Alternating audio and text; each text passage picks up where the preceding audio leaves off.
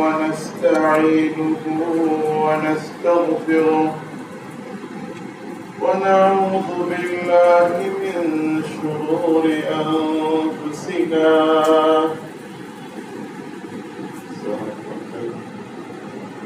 ومن سيئات أعمالنا من يهده الله فلا مضل له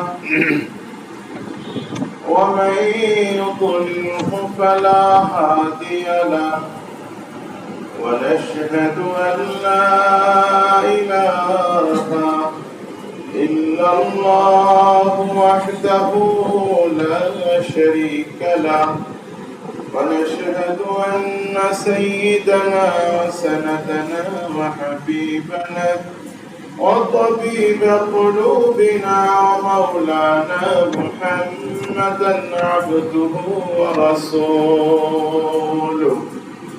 أرسله بالحق بشيرا ونذيرا وداعيا إلى الله بإذنه وسراجا منيرا أعوذ بالله من الشيطان الرجيم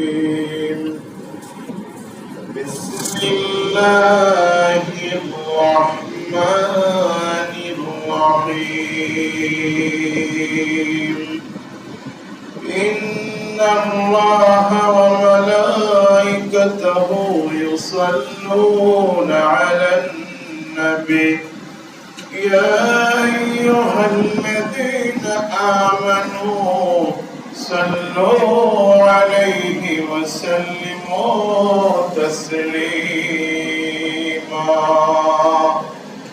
اللهم صل على محمد وعلى آل محمد كما صليت على إبراهيم وعلى آل إبراهيم إنك حميد مجيد اللهم بارك على محمد وعلى آل محمد كما باركت على إبراهيم وعلى آل إبراهيم إنك حميد مجيد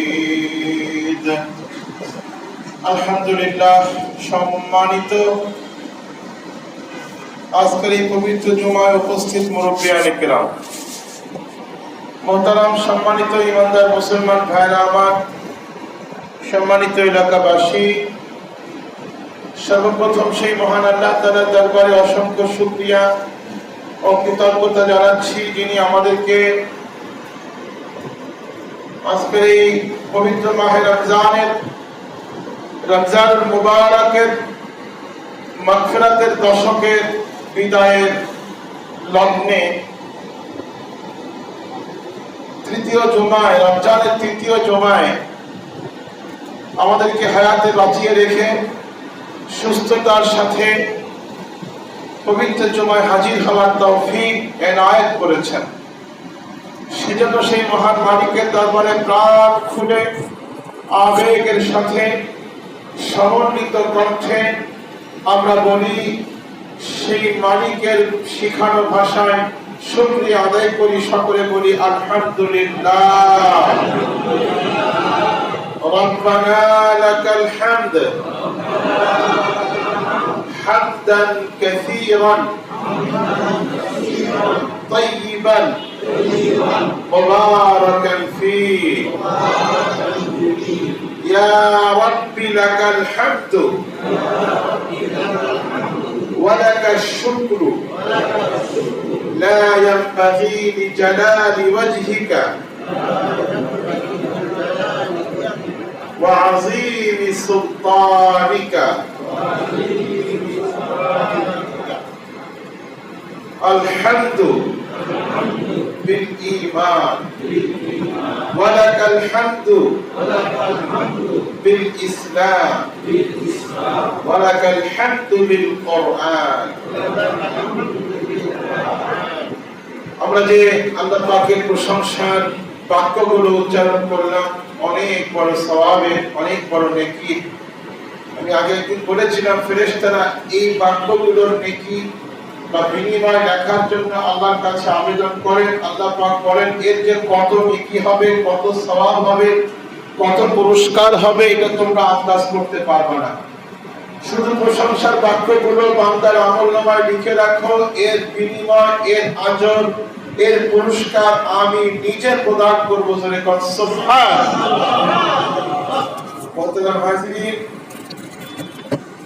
অল্প সময়ের মধ্যে আজকে অনেক কিছু আলোচনা করতে হবে। রমজানের শেষ দশক আমাদের সামনে, আর মাত্র 3 দিন পরে, আজকে 17ই রমজান। মাগফিরাতের দশক বিদায়ের পথে। হতে পারে এই মাগফিরাতের দশক আমাদের অনেকের জীবনের শেষ মাগফিরাতের এই অফার আমাদের অনেকের জীবনে হয়তো আর কখনো আসবে না, এমনও হতে পারে। এই সুযোগটা আমার জীবনের শেষ সুযোগ। এই মাগফিরাত, এই ক্ষমা, এই মুক্তি, এই বিরাট অফার আমার জীবনে হয়তো আর কখনো আসবে না, এমন লোক আমাদের এই মসজিদে বা বিভিন্ন জায়গায় থাকাটাই স্বাভাবিক। এই জন্য সকলকে ভাবতে হবে, বুঝতে হবে, চিন্তা করতে হবে যে আমার জীবন থেকে একটা বিরাট সুযোগ চলে যাচ্ছে। এই সুযোগটা হয়তো জীবনে আর কখনো আমি পাবো না।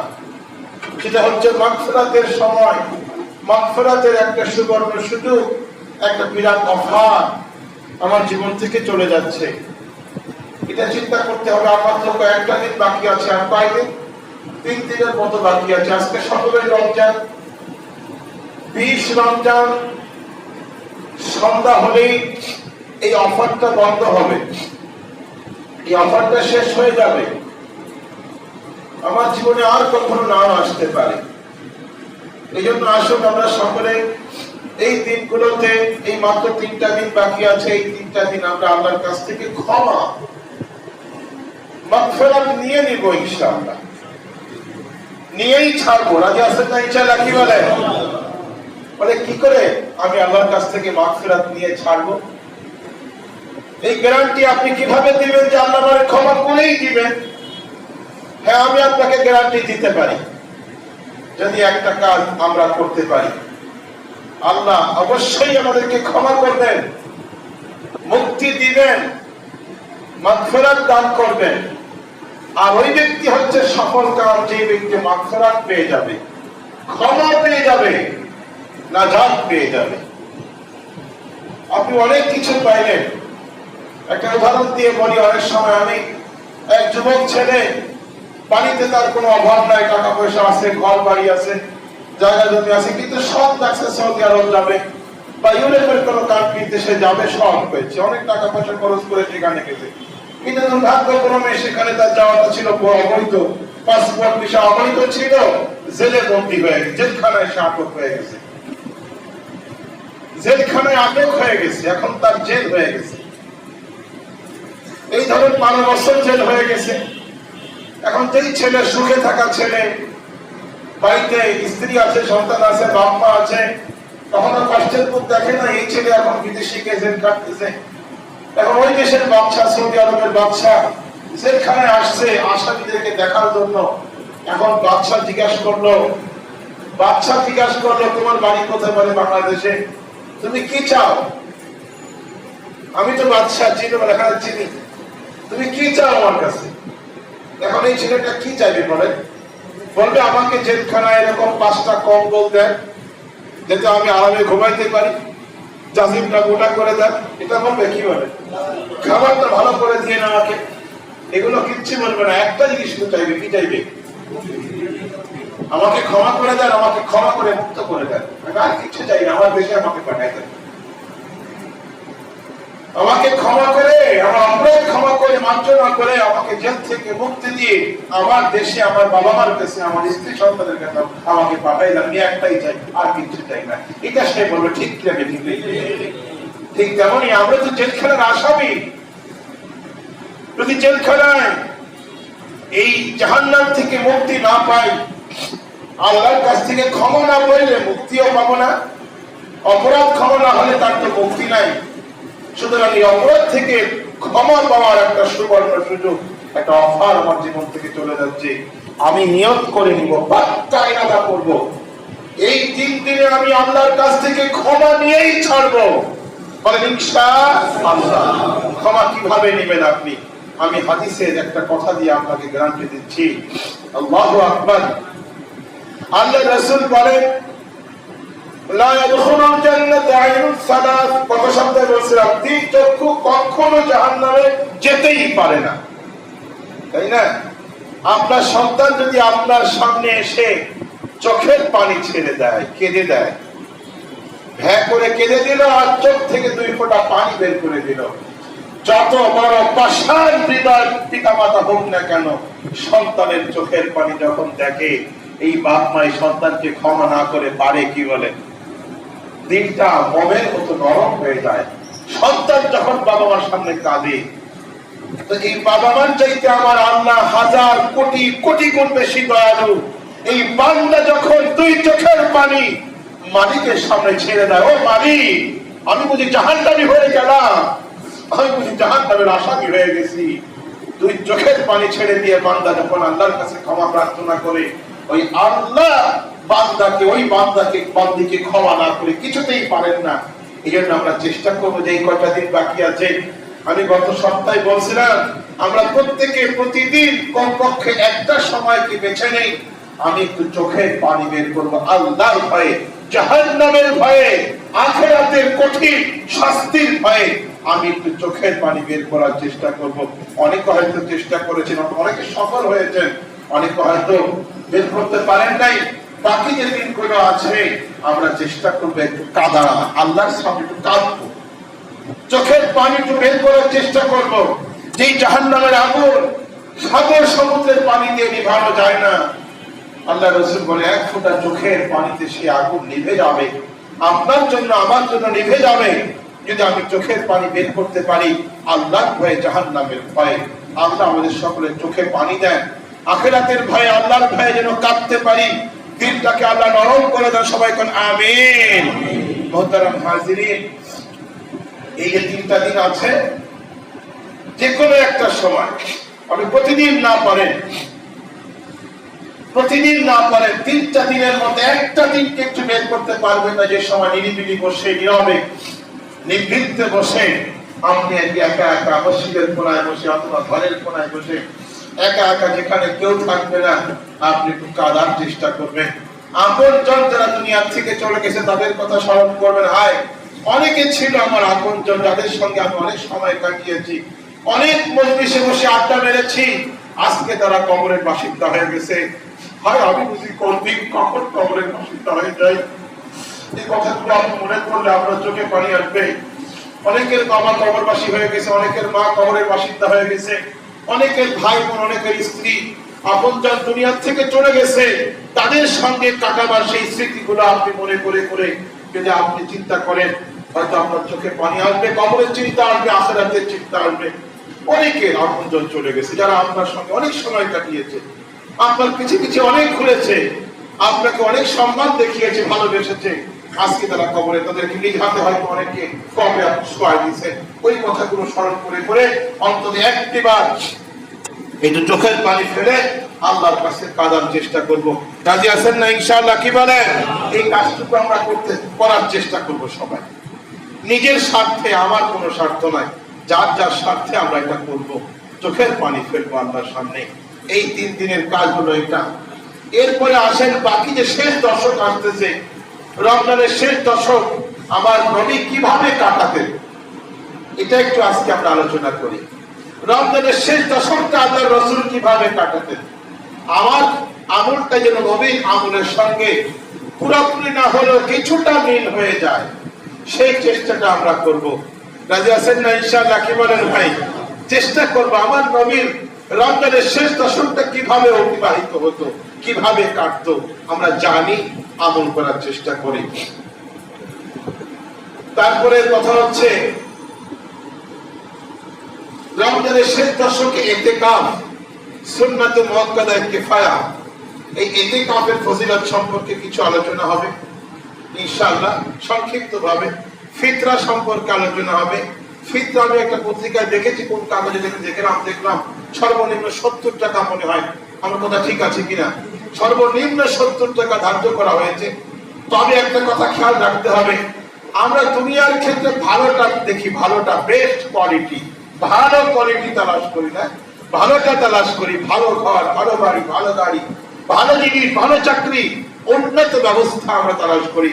আর দিনের ব্যাপারে আমরা সবচেয়ে নিম্ন মানের কোনটা আছে, সবচেয়ে কম কোনটা আছে, এটা তালাশ করি। এটা খুব দুর্ভাগ্যতা। এটা হচ্ছে আমাদের দিনের ব্যাপারে, ধর্মের ব্যাপারে আমাদের মানে খুবই করুণ পরিস্থিতির পরিচয় বহন করে। আমার ভাইরা একটা কথা খেয়াল রাখতে হবে, ফিতরা 70 টাকা সর্বনিম্ন, আর সর্বোচ্চ হলো প্রায় 3500 টাকা। অর্থাৎ আল্লাহর নবী গমের কথাও বলেছেন, কিসমিসের কথা বলেছেন, তারপরে খেজুরের কথাও বলেছেন, অন্যান্য জিনিসের কথাও বলেছেন। তার মধ্যে সবচেয়ে সস্তা হলো গম, আর সবচেয়ে দামি আমাদের বাজারে হচ্ছে আপনার কিসমিস, প্রায় 350 টাকা কেজি বা কিছু কম বেশি হতে পারে। সেই হিসেবে 3.5 কেজি কিসমিসের দাম হয় প্রায় কত টাকা, প্রায় 2000 টাকার কাছাকাছি হয়ে যায়। আর 30.5 গমের দাম হয় 70 টাকার মতো। যাই হোক, তো আমরা মাঝামাঝি একটা পন্থা অবলম্বন করব। খায়রুল উমুরি আওসাত একটা কথা আছে, মধ্যম জিনিসটাই সবচেয়ে বেস্ট হয়, সবচেয়ে বেশি ভালো না আবার সবচেয়ে খারাপ না, মধ্যম পন্থাটা অবলম্বন করি। আমরা মাঝামাঝি একটা কিছু ফিতরা দিব সবাই। ফিতরা কে দিব, কাকে দিব, এই নিয়ে বিস্তারিত আলোচনা করার সময় এখন নাই। আপনারা আমাদের কাছ থেকে জানবেন, জিজ্ঞাসা করলে বলতে পারবো। আমাদের ইমাম সাহেব আছেন, মাজিদ সাহেব আছেন। ফিতরা আমার যেটা ধারণা, আমাদের এই সমাজে এই এলাকাতে যারা বসবাস করেন ম্যাক্সিমাম মানুষের এই ফিতরা ওয়াজিব আমার ধারণা। কারণ একটা মানুষের নিত্য প্রয়োজনীয় আসবাবপত্র বাদ দিয়ে অতিরিক্ত যা কিছু আছে, এটার মূল্য যদি 52.5 তোলা রূপা সমপরিমাণ হয়, অর্থাৎ আপনার 50 থেকে 55,000 টাকা সমপরিমাণ হয়, তার উপরে ফিতরা ওয়াজিব। এখন আপনি হিসাব করে দেখুন আপনার এটা হয় কিনা। আমার ধারণা ম্যাক্সিমাম মানুষের উপরে ফিতরা ওয়াজিব। আমরা হিসাব করে ফিতরা দেব। ফিতরা নিজের পক্ষ থেকে, নিজের নাবালেগ সন্তানদের পক্ষ থেকে, বালেগ সন্তানদের পক্ষ থেকে দিলেও দিতে পারেন, আর না দিলেও বাবার উপর ধর্ম করবে, তবে দিয়ে দিবেন সব সন্তানদের পক্ষ থেকে, স্ত্রীর পক্ষ থেকে, বা বাবা থাকলে বাবা মার পক্ষ থেকে দিয়ে দিবেন ফিতরা। এই হলো ফিতরার বিষয় মাসালা। এটা অত্যন্ত দামি একটা আমল, যে আমলটি আল্লাহর নবী তার জীবনে কখনো ছাড়েন নাই। যখন থেকে রমজান ফরজ হয়েছে, রমজান কবে থেকে ফরজ হয়েছিল আমি একদিন বলছিলাম আপনাদেরকে, মনে আছে কিনা আপনাদের জানি না। কত হিজরি থেকে রমজান ফরজ হয়েছে কারো মনে আছে? কারো মনে নাই? আমি বোধহয় 3-4 সপ্তাহ আগে বলেছিলাম রোজা শুরু হওয়ার আগে, যে কত হিজরিতে রমজান ফরজ হয়েছে, রোজা ফরজ হয়েছে। দ্বিতীয় হিজরি থেকে রোজা ফরজ হয়েছে। রোজা ফরজ হওয়ার পর থেকে আল্লাহর নবী কখনো ইতিকাফ ছাড়েন নাই, প্রতি বছর ইতিকাফ করেছেন। 10 দিন, রমজানের শেষ 10 দিন ইতিকাফ করেছেন আল্লাহর নবী। তাহলে যে আমলটা আল্লাহর নবী এত গুরুত্ব দিয়েছেন, তিনি জীবনের শেষ নিঃশ্বাস ত্যাগ করা পর্যন্ত কোন রমজানে ইতিকাফ ছাড়েন নাই। আমাদের আয়েশা সিদ্দিকা রাদিয়াল্লাহু তাআলা আনহা থেকে হাদিসটি বর্ণিত, বুখারী শরীফের 1899 নম্বর হাদিস।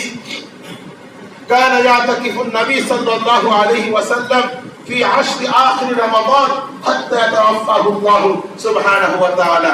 রাসূলুল্লাহ সাল্লাল্লাহু আলাইহি ওয়াসাল্লাম ইতিকাফ করেছেন রমজানের শেষ দশকে, প্রত্যেক রমজানের শেষ দশকে, এমনকি মৃত্যু পর্যন্ত, তার শেষ নিঃশ্বাস ত্যাগ করা পর্যন্ত, আল্লাহ তাকে মৃত্যু দেওয়া পর্যন্ত এই আমলটি তিনি করেছেন।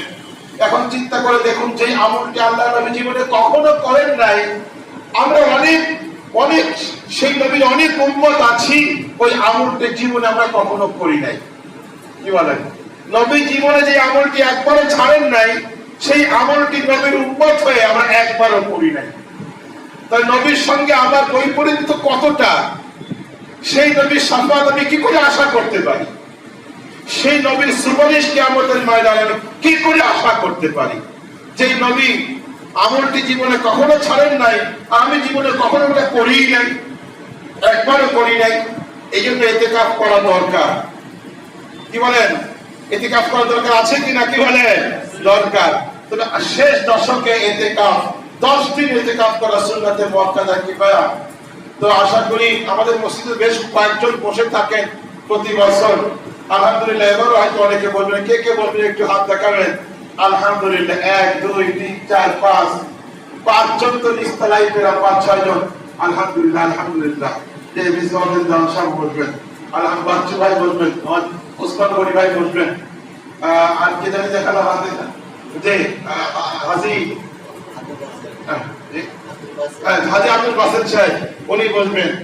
আরো কেউ আছেন যে আলহামদুলিল্লাহ 5-6 জন তো নিস্তালাই পেরা, হয়তো উপরেও থাকতে পারেন। আরো মুতাওয়াল্লি সাহেব তো বসে থাকেন প্রতি বছর। যাই হোক, আলহামদুলিল্লাহ, মুতাওয়াল্লি সাহেব, সম্মানিত মুতাওয়াল্লি সাহেব আছেন। আমাদের এখানে 5-6 জন বসতেছেন, আলহামদুলিল্লাহ, শুকরিয়া আদায় করি, বলি আলহামদুলিল্লাহ। দেখেন, মাসআলা হলো, যদি কোন মসজিদের একজন মুসল্লি ইতিকাফে না বসেন তাহলে সবাই গুনাহগার হন। যদি একজনে বসেন বা কিছু লোকে বসেন, সবাই গুনাহ থেকে বেঁচে যাবেন। যেমন ফরজে কিফায়া যদি কেউ আদায় না করে, একটা লোক যদি দাফন কাফন ছাড়া, জানাজা ছাড়া দাফন তার কবর হয়ে যায়, তাহলে এলাকার সবাই গুনাহগার হবে। কিছু লোক জানাজা পড়াই দিলে সবাই গুনাহ থেকে বেঁচে গেল। তো যারা ইতিকাফে বসেছেন তারা আমাদের সবাইকে গুনাহ থেকে বাঁচিয়ে দিলেন। এই জন্য আমরা তাদের কৃতজ্ঞতা স্বীকার করি, আমরা বলি আলহামদুলিল্লাহ। আমরা খোঁজ খবর রাখবেন, যারা ইতিকাফে বসছেন তাদের একটু খোঁজ খবর রাখার চেষ্টা করবেন। ইতিকাফকারী হচ্ছে আল্লাহর বিশেষ মেহমান, আল্লাহর বিশেষ মেহমান। তাদের দোয়া আল্লাহ কবুল করবেন। এই জন্য ইতিকাফকারীদের কাছে দোয়া চাইবেন।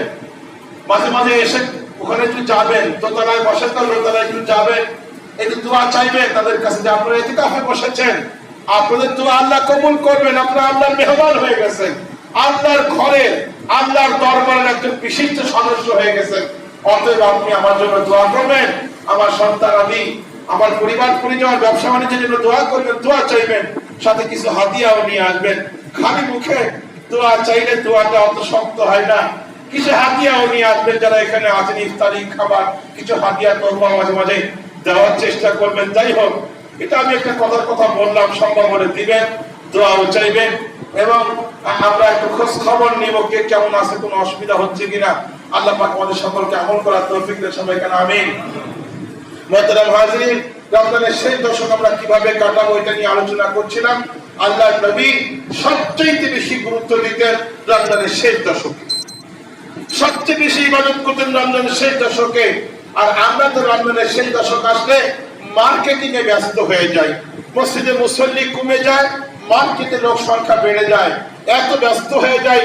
মাঝে মধ্যে প্রথম 20 দিন তো মোটামুটি ভালোই কাটাই, দেখা যায় শেষ দশক যখন আসে মাঝে মধ্যে নামাজও চলে যায় মার্কেটিং করতে করতে, শপিং করতে করতে। তারাবিতেও লোক সংখ্যা কম, জামাতেও লোক সংখ্যা কম। ঈদের ব্যস্ততা, ঈদের তালিকা করতে করতে, ঈদের মার্কেটিং শপিং করতে করতে ইবাদতের মধ্যে ঘাটতি এসে যায়।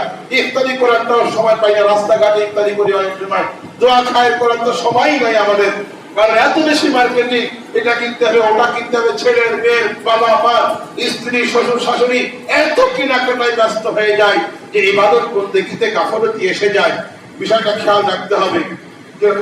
ইবাদত বন্দেগী ঠিক রাখার পরে আপনি মার্কেটিং করেন, কোনো করেন, কিন্তু অসুবিধা নাই, অনুমতি আছে, জায়েজ আছে, কিন্তু ইবাদত বন্দেগীর পরিমাণ আরো বাড়িয়ে দিতে হবে। আল্লাহর নবী সারা বছরের মধ্যে সবচেয়ে বেশি গুরুত্ব দিতেন রমজানের শেষ দশককে, শেষ 10 দিনে। কমর বাঁধতেন, কমর বাঁধা মানে সর্বশক্তি নিয়োগ করতেন ইবাদতের জন্য। আল্লাহর নবী সারা বছর রাতে জাগতেন, আবার ঘুমাইতেন, কিছুক্ষণ ঘুমাইতেন, কিছুক্ষণ জাগতেন আল্লাহর হুকুম মতো। কিন্তু রমজানের শেষ দশকে আল্লাহর নবী রাত ভর জাগতেন, রাতে একটুও ঘুমাইতেন না। এরপরে দান খয়রাত আল্লাহর নবী রমজানের শেষ দশকে সবচাইতে বেশি করতেন। ওয়াকানা আজওয়াতুন নবী সাল্লাল্লাহু আলাইহি ওয়াসাল্লাম, আল্লাহর নবী সবচাইতে বেশি দান খয়রাত করতেন রমজানের শেষ দশকের মধ্যে, বা রমজানের ভিতরে সবচেয়ে বেশি দানশীল হয়ে যেতেন আল্লাহর নবী। আমার ভাইরা, এই জন্য আসুন, রমজান মাস চলতেছে, বিরাট অফারের সময় চলতেছে, এখন আমরা একটু দান খয়রাতের হাত, দান সাদাকার হাত বাড়িয়ে দিই। দান সদকা আল্লাহর কাছে অত্যন্ত ফজিলতপূর্ণ আমল, অত্যন্ত গুরুত্বপূর্ণ আমল। দেখেন কোরআন শরীফের সূরা মুনাফিকুনের মধ্যে একটা আয়াত আছে, وأنفقوا مما رزقناكم من قبل أن يأتي أحدكم الموت فيقول رب لولا أخرتني إلى أجل قريب। মৃত্যুর পরে মানুষ আল্লাহর কাছে কি বলবে জানেন? একটা আবদার শুধু করবে, আর কোনো আবদার করবে না। যে আল্লাহ আপনি আমাকে দুনিয়াতে পাঠিয়ে দেন, আমি একটা আমল শুধু করে আসবো। সেই আমলটা কি জানেন? একটু খেয়াল করে শুনেন। মৃত্যুর পরে আল্লাহর কাছে বান্দা একটা আবদার করবে, আল্লাহ সব দেখলাম, সব বুঝলাম, সব কিছু আমার বুঝে আসছে, এখন আপনি আমাকে দুনিয়ায় পাঠাই দেন, একটা আমল শুধু করবো। উমরা করবো তা বলবে না, হজ করবো তাও বলবে না, আমি আরো কিছু উমরা করে আসবো, কিছু রোজা রেখে আসবো, কিছু নামাজ পড়ে আসবো, আমাকে আবার দুনিয়ায় পাঠাই দেন তা বলবে না। বলে আমাকে দুনিয়ায় পাঠিয়ে দেন, আমি আরো কিছু দান সদকা করে আসবো। বলে সুবহানাল্লাহ, আমি আরো কিছু দান সদকা করে আসবো। কেন? হজের কথা বলবে না, উমরার কথা বলবে না, নামাজ রোজার কথা বলবে না, বলবে আল্লাহ আমাকে আরেকবার পাঠাই দেন, কিছু দান সদকা করে আসবো। কেন বলবে? দান সদকার যে কত উপকারিতা, কত লাভ, কত ফায়দা, মৃত্যুর পর যখন সে টের পাবে তখন বলবে আল্লাহ দান করলে যে এত লাভ, এত ফায়দা আমি বুঝতাম না, আমাকে আরেকবার পাঠাই দেন, আমি খালি দানই করে আসবো, সদকাই করে আসবো, আমাকে আরেকবার পাঠাই দেন। কিন্তু এই আবদার কি কবুল করা হবে? আর কি পাঠানো হবে? কি বলেন? আর পাঠানো হবে না। যা করার আমাকে দুনিয়া থেকেই করতে হবে, মরার আগেই করতে হবে। মোহতারাম হাজরিন, একটা জিনিস চিন্তা করব আমরা। আমি চিন্তা করতেছিলাম যে আমাদের কিন্তু দুনিয়াতে অনেক উন্নতি হয়েছে, অনেক উন্নতি হয়েছে, আমাদের চলাফেরা, চাল চলন, বাড়ি ঘর, রাস্তাঘাট, মার্কেট, দোকানপাট অনেক উন্নত হয়েছে।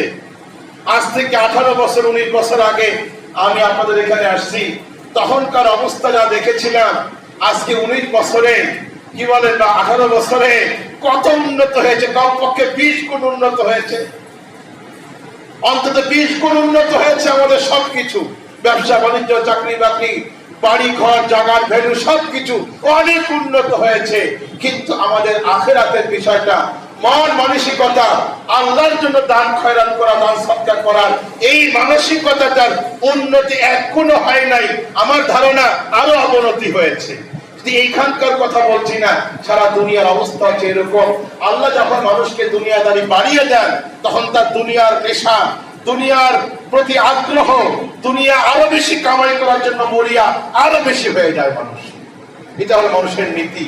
এই জন্য আসল আল্লাহ যেমন আমাদেরকে উন্নতি দিয়েছেন, সাথে সাথে আমাদেরকে একটু আখিরাতের ব্যাপারে, দান সাদাকার ব্যাপারে, আল্লাহকে পাওয়ার জন্য চিরস্থায়ী জীবনে যেটা আমার কল্যাণে আসবে তার জন্য কিছু করার জন্য আমাদের একটু উন্নত হওয়া দরকার। আল্লাহ তৌফিক দেন সবাইকে, আমিন। মোহতারাম হাজিরিন, দেখেন দান সদকার বিষয়ে বহু আয়াত, বহু হাদিস, বহু ঘটনা আল্লাহ তাআলা কোরআন কারীমের মধ্যে বর্ণনা করেছেন। আমি 22 নম্বর পারার একটা আয়াত আপনাদের সামনে পড়ার জন্য কোরআন শরীফটা এনেছি। বিসমিল্লাহির রহমানির রহিম। লাকাদ কানা লিসাবাইন ফি মাসকানিহিম আয়া জান্নাতানি আন ইয়ামিনি ওয়া শিমাল। এই আয়াতটা হচ্ছে সূরা সাবা, 22 নম্বর পারা সূরা সাবার 15 নম্বর আয়াত। এই আয়াতের তাফসীর আপনারা দেখে নেবেন, খুব সংক্ষেপে বলতেছি।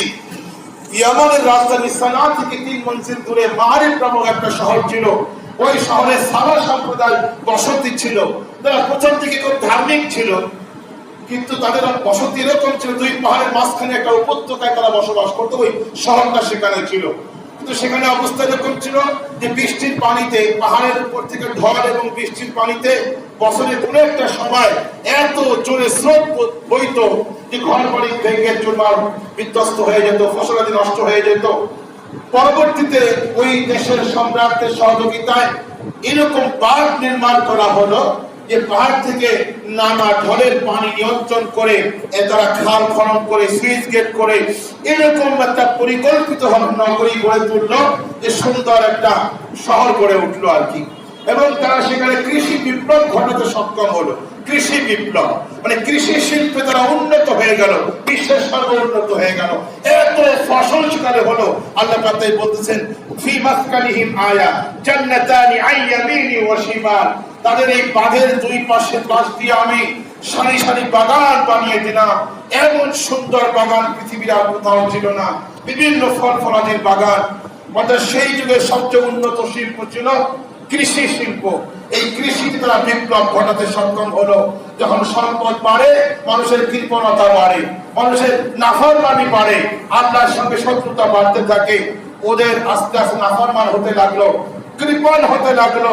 আল্লাহ নবী আল্লাহ পাক তাদের কাছে একে একে 13 জন পয়গম্বর পাঠাইলেন যে তোমরা আল্লাহর দেওয়া সম্পদ থেকে আল্লাহর রাস্তায় খরচ করো, মানুষের কল্যাণ করো, মানবতার কল্যাণে কাজ করো, দ্বীনের পথে ব্যয় করো, আল্লাহ মুখী হও, ইবাদত মুখী হও।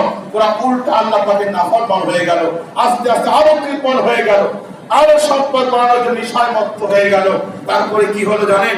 আল্লাহ রাব্বুল আলামিন নবীর মাধ্যমে সংবাদ দিলেন, শোনো, তোমাদের নাফরমানি অবাধ্যতা যদি বাড়তেই থাকে, আল্লাহর দেওয়া সম্পদ যদি আল্লাহর পথে ব্যয় না করো, দান সাদাকা না করো, তাহলে জানো আমি তোমাদের উপর আযাব পাঠাবো। ওরা এটাকে কোনো পরোয়াই করলো না, ওরা পরোয়াই করলো না। আল্লাহর পক্ষ থেকে হুকুম আসলো, কুলু মির রিজকি রাব্বিকুম ওয়াশকুরু লাহু বালদাতুন তাইয়্যিবাতুন ওয়া রাব্বুন গফুর। আল্লাহ দেওয়া সম্পদ তোমরা নিজেরা খাও, ভোগ করো, আর আল্লাহর পাকের শুকরিয়া আদায় করো, মানে এখান থেকে কিছু দান সদকা করো, দ্বীনের পথে কিছুটা ব্যয় করো। তারা কি করলো? এটাকে উপেক্ষা করলো, এটাকে কোনো কেয়ারই করলো না। ফাআরাদু, মানে তারা উপেক্ষা করলো। ফাআরসালনা আলাইহিম সাইলাল আলিমি ওয়া বাদদালনাহুম বিজান্নাতাইহিম জান্নাতাইন। এই ঘটনা নবী আমার নবী দুনিয়াতে আসার আগে, ঈসা নবীর পরে এই মধ্যবর্তী সময় ঘটেছিল আর কি, তাফসীরের মধ্যে লিখেছে। তারপরে কি হলো জানেন? নবীরা আসছিল, একে একে 13 জন নবী আসলো। ওদের নবীদের কথা মানলই না, উপরন্ত নবীদেরকে হত্যাও করলো তারা। এত নাফরমানি যখন করলো, তখন নবী আল্লাহর পক্ষ থেকে বলে গেল, শোনো, তোমাদের উপর কিন্তু আযাব আসবে। এই আযাবের সংকেত হলো ইঁদুরের আযাব আসবে, ইঁদুর আসবে। তো এক সময় দেখা গেল বাঁধের মধ্যে ইঁদুর দেখা গেল। ওরা বুঝতে পারলো, যারা ওদের মধ্যে জ্ঞানী লোক ছিল, ভালো লোক ছিল, ওরা বুঝতে পারলো যে এই যে ইঁদুর আসবে বলছিল আযাব, আগে তো কখন এলাকায় ইঁদুর ছিল না, এখন ইঁদুর দেখা যাচ্ছে, তার মানে আযাব খুব সন্নিকটে এসে গেছে। কিছু লোক জমি জমা বিক্রি করে অন্য অর্থে চলে গেল। আর যারা বেশি নাফরমান ছিল, ওরা এটা কেয়ার করলো না। ওরা বললো আমরা এই আযাবের এই দুর্যোগের মোকাবেলা করবো। কি বললো? দুর্যোগের মোকাবেলা করবো। ওরা কি করলো জানেন? তাফসীরের মধ্যে আসছে, ইঁদুর বিড়াল নিয়ে আসলো, বিড়াল আমদানি করলো। বিড়াল কেন? যে বিড়াল দেখলে ইঁদুরে পালাবে, তো বিড়াল ছেড়ে দিল। আল্লাহর গজবের ইঁদুর তো আর বিড়ালকে ভয় পায় না, তো বিড়ালকে ভয় পায় না, ও বিড়াল আরো উপরন্ত ইঁদুর দেখে ভয় পালিয়ে চলে গেল। ইঁদুর কি করলো? বাঁধের মধ্যে ঢুকে বাঁধ কেটে কেটে কেটে কেটে একেবারে দুর্বল করে ফেললো। এরপরে যখন বাঁধ থেকে ঢল নামছে, এক ধাক্কায় পুরা বাঁধ ভেঙে চুরমার হয়ে তাদের সেই দীর্ঘদিনের বানানো সেই বাঁধ, বাগিচা, ঘর দুয়ার সব ভেঙে বিস্তার হয়ে গেল, আল্লাহর গজবে পরিণত হয়ে গেল। আজও পর্যন্ত ওই জায়গাটা গজবের জায়গা আছে, এখনো পর্যন্ত সেখানে কোনো ফসল আদি হয় না। মোহতারাম হাজরিন, আল্লাহ পাক যে আমাদেরকে সম্পদ দিয়েছেন, এই যে ফ্ল্যাট, ঘর, বাড়ি, দামি দামি জায়গা, আমাদের জায়গার দাম বাড়িয়ে দিয়েছেন, এত উন্নত জীবন যাপন আল্লাহ পাক আমাদেরকে দিয়েছেন। আজ থেকে 50 বছর আগের কথা চিন্তা করুন, কি ছিল আর আল্লাহ আমাদেরকে কি দিয়েছেন। যদি আমরা আল্লাহ পাকের নিয়ামত থেকে কিছুটা আল্লাহর পথে ব্যয় না করি, আল্লাহ না করুন এমন কিছু এসে যেতে পারে, আবার সেই সাবেকে চলে যাই। আল্লাহ যেন না করেন, সবাইকে হেফাজত করেন, সবাইকে আমিন। মোহতারাম হাজির, জন্য আসুন আমরা এই রমজান মাসে আল্লাহর পথে কিছু দান সদকার হাত বাড়িয়ে দেই। রাজি আছেন না ইনশাআল্লাহ? কি বলেন? আমরা যেন বখিল না হই, কৃপণ না হই। এক আয়াতের মধ্যে আছে, আল্লাযীনা ইয়াবখালুনা ওয়া ইয়া'মুরুনা আন-নাসা বিল বুখলি ওয়া ইয়াকতুমুনা মা আতাহুমুল্লাহু মিন ফাদলি। যারা কৃপণতা করে এবং অন্যকে কৃপণতার জন্য উৎসাহিত করে তাদের জন্য জাহান্নামের কথা বলা হয়েছে। শেখ সাদি কুরআন হাদিসকে মন্থন করে একটা কবিতা লিখেছেন, বখিলার বুয়াত বা বুয়াত জাহিদ বাহরবার, কৃপণ যদি জনস্থলের সবচেয়ে বড় আবেদ হয়, ইবাদত গুজারও হয়, সে জান্নাতে যেতে পারবে না। উনি কবিতার মধ্যে প্রকাশ করেছে। এটার জন্য আমরা কৃপণ হব না।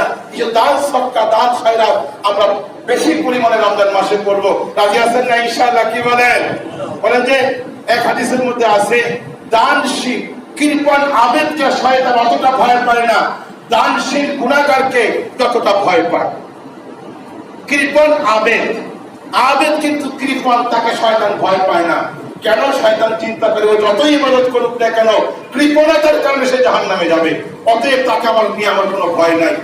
আর গুনাহগার কিন্তু দানশীল, তাকে শয়তান ভয় পায়। এই জন্য সে তো অনেক গুনাহ করে কিন্তু না জানি সে দানের কারণে সদকার কারণে বেঁচে যায়, মাফ পেয়ে যায়, জান্নাত পেয়ে যায়। এই জন্য শয়তান তাকে দান করা থেকে বিরত রাখার জন্য চেষ্টা করে।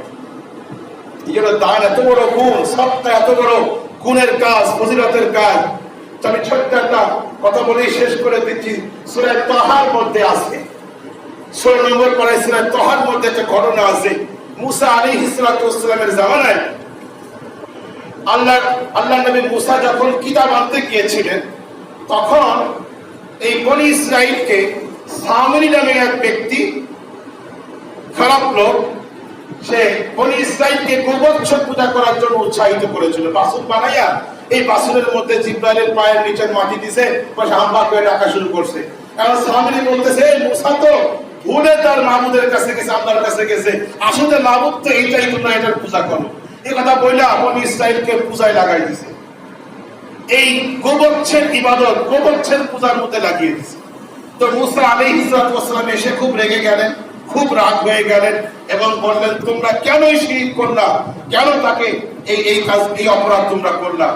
তখন তিনি ওই যুগের ওই শরীয়তে যে বিধান ছিল যে এই পাপ যারা যারা করেছে তাদের তওবা হলে এদেরকে হত্যা করতে হবে, পরস্পরকে হত্যা করবে, সেই যুগের বিধান অনুযায়ী তাই করা হলো।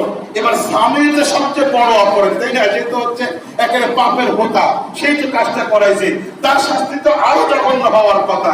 এই স্বামীকে যখন হত্যা করার জন্য রেডি করছে, তখনই জিবরাইল আসছে, সে বলতেছে, মুসা স্বামীকে হত্যা করতে আল্লাহ নিষেধ করছে। বলে কেন? বলে হ্যাঁ, তাকে হত্যা করা যাবে না। বলে সেই তো সমস্ত পাপের হোতা, তারই তো মৃত্যুদণ্ড হওয়া দরকার আগে। বলে না, আল্লাহ তাকে অন্য শাস্তির ব্যবস্থা করেছেন, আল্লাহ তাকে হত্যা করতে নিষেধ করেছেন। কারণ কি? সে অত্যন্ত দানশীল। যদিও তার অপরাধটা অনেক বড় অপরাধ, জঘন্য অপরাধ, কিন্তু সে অনেক বেশি দানশীল হওয়ার কারণে আল্লাহ তার এই বড় শাস্তিটাকে কমাইয়া শাস্তিটাকে একটু লঘু করেছেন, কম শাস্তি দিয়েছেন। তো সামনের শাস্তি কি ছিল? তার শাস্তি ছিল যে আল্লাহ তাকে এরকম রোগ দিয়েছিলেন যে রোগটার কারণে তার কাছে কেউ যাইতে পারতো না। কাছে গেলে সে আতঙ্কিত হয়ে যেত, আর বলতো, লামিসাস আমাকে কেউ ছুঁইবা না, আমার থেকে সরো, দূরে সরো, আমার কাছে কেউ আসো না। সারা জীবন এই কথাই সে বলতো। আর এখন আমাদের গুনার কারণে আল্লাহ পাক আমাদের উপরে এরকম আযাব চাপিয়ে দিয়েছেন না। আমরা ওই দূরে থাকেন, মুসাফা করেন না, কোলাকুলি করেন না, কাছে আইসেন না। আল্লাহ মাফ করুক, এই গুনার কারণে হয়তো আল্লাহ পাক আমাদের উপর চাপিয়ে দিয়েছেন। আল্লাহ আমাদের সবাইকে হেফাজত করেন, সবাইকে আমিন। এটা আমার বলার উদ্দেশ্য ছিল, দানশীলতা আল্লাহর কাছে অত্যন্ত পছন্দনীয় একটা আমল, এবং দানের কারণে আল্লাহ পাক তার সম্পদকে বাড়িয়ে দিবেন। বহু আয়াত এবং হাদিসের মধ্যে আছে আমরা এই রমজান মাসে একটু দানের হাত বাড়িয়ে দিব। মোহতারাম হাজিরিন, এই মসজিদ নির্মাণের জন্য অনেক টাকা ব্যয় হয়েছে।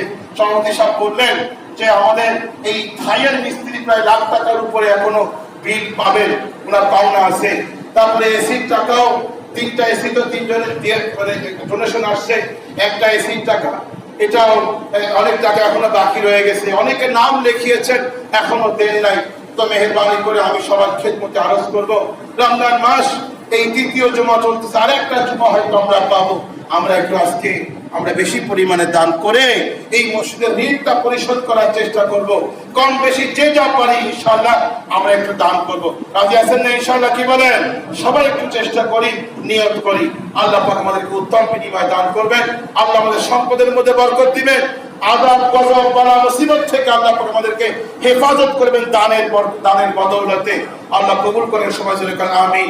আরেকটা কথা বলি, সেটা হচ্ছে যে খতমে তারাবি চলতেছে। তারাবি খতম তারাবিতে হাফেজ সাহেবদেরকে একটা সম্মানী আপনারা দিয়ে থাকেন, সব জায়গা থেকে দেওয়া হয়। এবার তো লোক সংখ্যাও কম, কাজে আপনাদের সবাইকে এই ব্যাপারে সচেষ্ট